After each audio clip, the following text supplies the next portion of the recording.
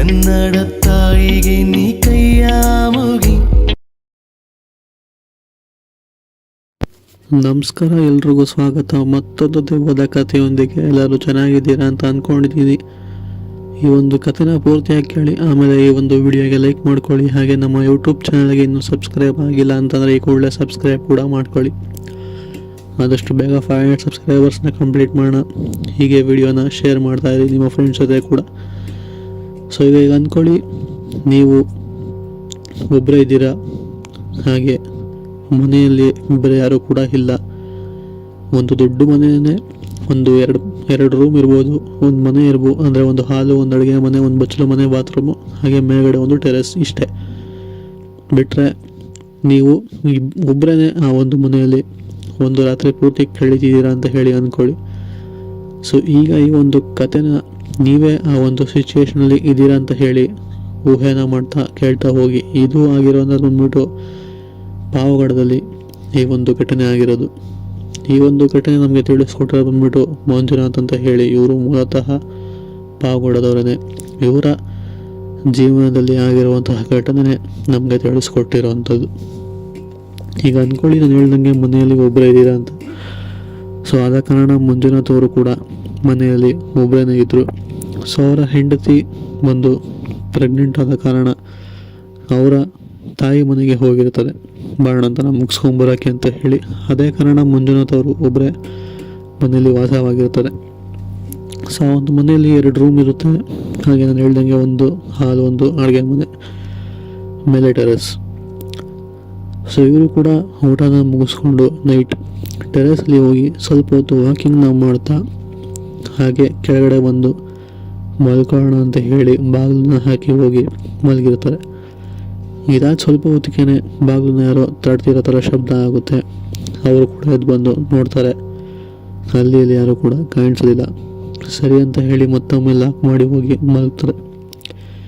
ಈಗ ಮನೆ ಒಳಗಡೆ ಒಂದು ಯಾರೋ ಓಡಾಡ್ತಿರೋ ಥರ ಶಬ್ದ ಅವ್ರಿಗೆ ಕೇಳಿಸುತ್ತೆ.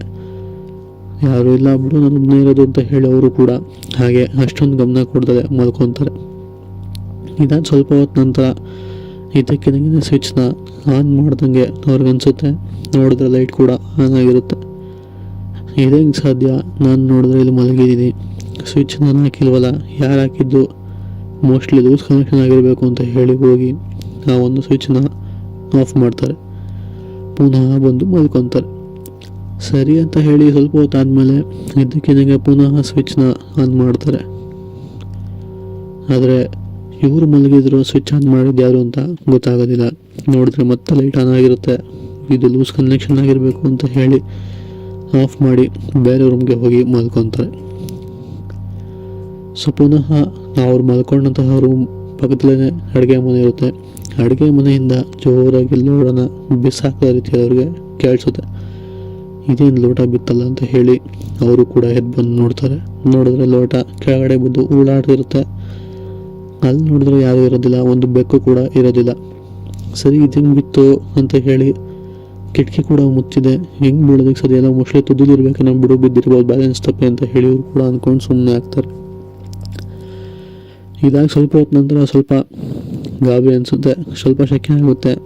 ಆದ ಕಾರಣ ಆಚೆ ಕಡೆ ಹೋಗಿ ಒಂದು ಸ್ವಲ್ಪ ಗಾಳಿ ತೊಗೊಂಬರೋಣ ಅಂತ ಹೇಳಿ ಮನೆಯಿಂದ ಆಚೆ ಬಂದು ಗೇಟ್ ತೆಗೆದು ಬಂದು ರೋಡ್ನ ನೋಡಿ ಆ ಕಡೆ ಈ ಕಡೆ ಒಂದು ಸ್ವಲ್ಪ ಹೊತ್ತು ನೋಡಿ 1-2-3 ಹೆಜ್ಜೆ ಆ ಕಡೆ ಈ ಕಡೆ ಓಡಾಡಿ ಪುನಃ ಹೋಗಿ ಮನೆಯಲ್ಲಿ ಬಾಗಿಲು ಹಾಕ್ಕೊಂಡು ಅವ್ರು ಮೊದಲು ಮಲಗಿದಲ್ಲ, ಸೊ ಆ ಒಂದು ರೂಮ್ಗೆ ಹೋಗಿ ಮಲ್ಕೊತಾರೆ. ಮಲ್ಕೊಂಡಾದ್ಮೇಲೆ ಅವ್ರ ಮೈ ಮೇಲೆ ಒಂಥರ ತೂಕ ಅನಿಸುತ್ತೆ, ಅಂದರೆ ಯಾರೋ ಅವ್ರ ಮೈ ಮೇಲೆ ಮಲಗಿದ್ದಾರೆ ಅಂತ. ಸೊ ಇವರು ಇಲ್ಲಿ ನೋಡಿದ್ರೆ ನಮ್ಮ ಮನೆಯಲ್ಲಿ ನಾನು ಬಂದುಬಿಟ್ರೆ ಬೇರೆ ಯಾರಿಲ್ಲ, ನನಗೆ ಯಾಕೆ ಇಷ್ಟೊಂದು ತೂಕ ಅನ್ನಿಸ್ತಿಲ್ಲ ಅಂತ ಹೇಳಿ ಎದ್ದು ಓಡಾಡ್ತಾರೆ. ಇವಾಗ ಒಂದು ಸ್ವಲ್ಪ ಆರಾಮ ಅನ್ಸೋದಕ್ಕೆ ಶುರು ಆಗುತ್ತೆ. ಇವಾಗ ಯಾರೂ ಇಲ್ಲ ಬಿಡು, ಮೈ ಫ್ರೀ ಇದೆ ಅಂತ ಹೇಳಿ ಅನ್ಸೋದಕ್ಕೆ ಶುರು ಆಗುತ್ತೆ. ಸರಿ ಅಂತ ಹೇಳಿ ಅವರು ಕೂಡ ಪುನಃ ಬಂದು ಮಲ್ಕೊತಾರೆ. ಆದರೆ ಈಗ ಅವ್ರು ಮಲಗಿದ ತಕ್ಷಣ ಅವ್ರ ತಲೆಗೆ ಯಾರೋ ಹಿಂದೆಯಿಂದ ಬಂದು ಜೋರಾಗಿ ಓಡ್ತಾರ ಅವ್ರಿಗೆ ಅನಿಸುತ್ತೆ. ಎಷ್ಟು ಜೋರಾಗಿ ಹೊಡಿತಾರೆ ಅಂದರೆ ತಲೆ ಒಂದು ಸೆಕೆಂಡ್ ತಿರುಗಿ ಬಂದು ಅವ್ರಿಗೆ ಎದೊಳಕ್ಕೂ ಕೂಡ ಆಗೋದಿಲ್ಲ, ಅಷ್ಟು ಜೋರಾಗಿ ಹೊಡೆಯೋ ಥರ ಅವ್ರಿಗೆ ಅನಿಸುತ್ತೆ. ಸೊ ಇವರು ಕೂಡ ಗಾಬರಿಯಿಂದ ಯಾರು ಅಂತ ಜೋರಾಗಿ ಕೂತ್ಕೊಂಡು ಎದ್ದು ಆ ರೂಮಿಂದ ಫಸ್ಟು ಓಡಿ ಬರ್ತಾರೆ. ಓಡಿ ಬಂದಾದಮೇಲೆ ಆ ಒಂದು ಮನೆಯಲ್ಲಿ ಕನ್ನಡಿ ಇರುತ್ತೆ.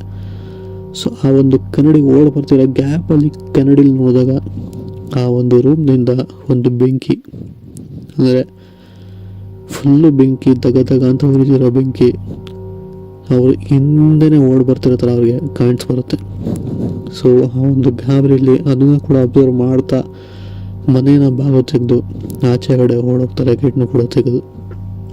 ಅದಾದ್ಮೇಲೆ ಸ್ವಲ್ಪ ಹೊತ್ತು ತರಿಸ್ಕೊಂಡು ಆ ಒಂದು ಕಿಟಕಿಲಿ ನೋಡಿ, ಕನ್ನಡಿಲಿ ನೋಡಿದ್ರಲ್ಲ ಬೆಂಕಿ ಅವ್ರ ಹಿಂದೆಗಡೆನೇ ಬರ್ತಿದ್ದಂಥದ್ದು, ಅದನ್ನು ನೋಡಿ ಸ್ವಲ್ಪ ಗಾಬರಿ ಅನಿಸುತ್ತೆ.